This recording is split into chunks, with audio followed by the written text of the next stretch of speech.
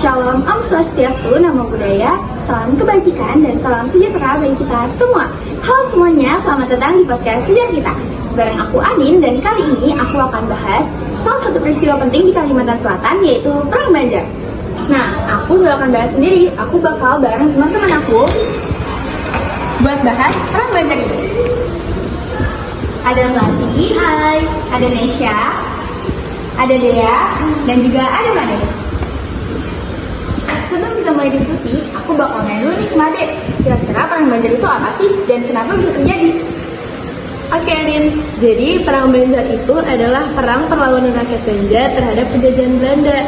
Nah, hal itu terjadi sekitar tahun 1859 sampai 1863. Awalnya hal ini bisa terjadi karena Belanda itu terlalu campur dalam pengurusan Kesultanan Banjar, termasuk soal pengangkatan sultan.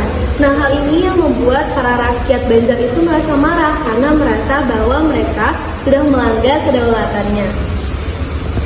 Bener banget. Jadi, selain karena adanya politik, perang ini juga dipicu oleh adanya ketidakadilan ekonomi dan sosial yang dilakukan oleh Belanda. Mereka banyak menguasai hasil bumi, sementara rakyat malah semakin miskin. Akhirnya, rakyat bangkit untuk melawan penjajahan itu. Sinilah muncul tokoh penting yang kita semua kenal, yaitu Pangeran Antasari. Beliau memimpin rakyat Banjar dengan keberanian yang luar biasa besar. Walaupun dengan senjata yang sederhana, tetapi dengan tekad dan keberanian yang luar biasa besar.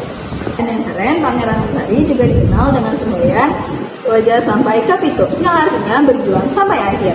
Yang semboyan ini sampai sekarang menjadi simbol semangat oleh masyarakat Kalimantan Selatan hingga saat ini. Keren banget ya perjuangan rakyat Banjar ini. Tapi biar terasa lebih nyata, kita bakal denger nih laporan dari Liora yang lagi ada di Taman Peringatan Perjuangan Rakyat Banjar. Halo teman-teman podcast, aku Liora, dan aku sekarang berada di taman yang menjadi tempat perjuangan rakyat Banjar. Tempat ini sering dijadikan sebagai lokasi upacara dan kegiatan sejarah. Nah, sebagai bentuk penghormatan kepada para pahlawan yang telah gugur pada Perang Banjar. Kalau kita lihat sejarahnya, perang ini dimulai di Martapura dan menyebar ke berbagai daerah lain di Kalimantan Selatan. Pangeran Antasari memimpin pasukan rakyat melawan Belanda dengan taktik gerilya di hutan dan di sungai. Lalu pada akhirnya Perang Banjar ini kalah secara militer, tapi semangat juangnya tetap hidup sampai sekarang. Nah, sekarang kita sambung ke Jojo yang lagi di perpustakaan untuk bahas lebih dalam dari sisi sejarahnya. Halo Jojo.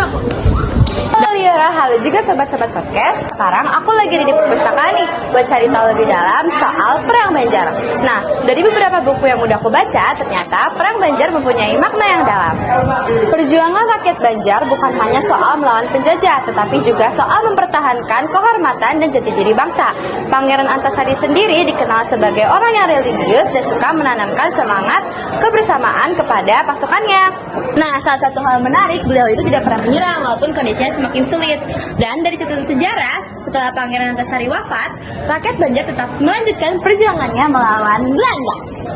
Kalau dipikir-pikir, semangat mereka bisa kita teladani loh, dari kerjasama, pantang menyerah, dan cinta tanah air. Udah ya, segitu aja, balik ke studio. Yaitu pada 1859. Perang dipimpin oleh Pangeran Antasari dan terjadi perlawanan di berbagai daerah. Pada tanggal 28 April tahun 1859, pos-pos Belanda di Martapura dan Pengaron diserang oleh pasukan Antasari.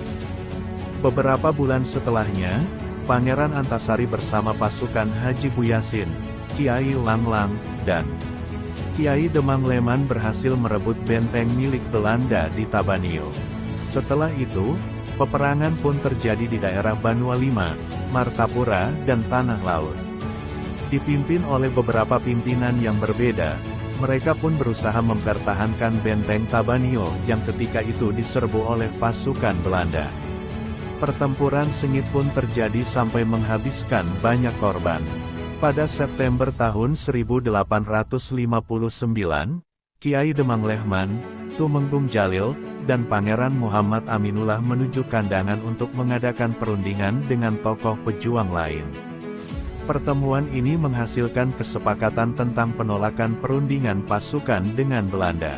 Setelah pertemuan tersebut, perlawanan terus-menerus dilakukan dan bahkan semakin luas.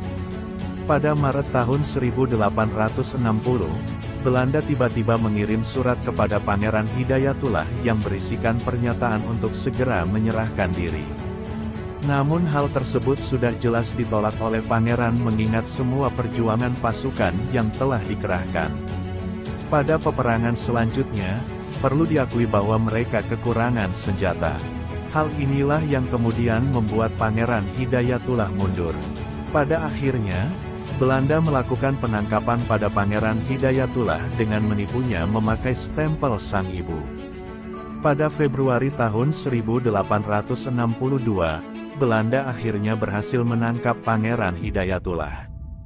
Beliau dibawa dan diasingkan di Cianjur, Jawa Barat. Berita ini pun lantas membuat Pangeran Antasari marah dan melakukan genjatan kepada Belanda melalui serangan-serangan ke benteng-benteng ditundakan. Pada penyerangan ini Pangeran Antasari sempat menang dan diangkat rakyat dengan gelar Panembahan Amiruddin Khalifatul Mukminin atau pemimpin tertinggi rakyat, perjuangan dan pemimpin agama. Namun itu tak berselang lama, Pangeran Antasari wafat pada tanggal 11 Oktober tahun 1862.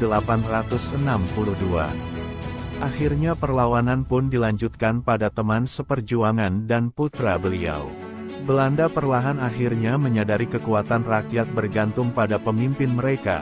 Oleh karena itu Belanda berusaha menangkap semua pemimpin yang ada di masa itu. Sampai akhirnya semua pemimpin gugur, dan perlawanan rakyat Banjar dan Belanda pun berakhir. Terima kasih Liora dan Jojo atas laporannya. Nah, sekarang setelah semua dengar cerita tadi dan syutingan video tadi, menurut kalian apa sih nilai yang bisa kita ambil dari Perang Banjar ini? Menurut aku, nilai paling penting itu semangat pantang menyerah sih. Soalnya rakyat Banjar itu berjuang tanpa pamrih demi mempertahankan tanah air mereka. Setuju, dan aku juga merasa nilai persatuan itu penting banget. Mereka bisa kuat karena mendukung satu sama lain. Dan kalau dikaitkan sama kita sekarang, semangat itu bisa kita terapkan dalam kehidupan sehari-hari. Misalnya, gak gampang nyerah saat belajar dan tetap cinta sama Indonesia. Sedikit menambahkan ya, Perang Banjar ini juga mengajari kita untuk berani melawan ketidakadilan. Meskipun pada saat itu rakyat Banjar tidak memiliki senjata yang modern, tetapi mereka tetap berjuang dengan penuh keberanian. Wah, keren banget ya pendapat kalian. Dan pembahasan hari ini, kita belajar bahwa Perang Banjar bukan cuma peristiwa sejarah, tapi juga cermin semangat perjuangan yang patut kita jaga. Terima kasih buat teman-teman serta Liora dan juga Jojo atas laporannya hari ini. Semoga dari Perang Banjar ini bikin kita makin cinta tanah air dan bangga menjadi generasi penerus bangsa. Thanks for watching. Sampai jumpa teman-teman. Merdeka!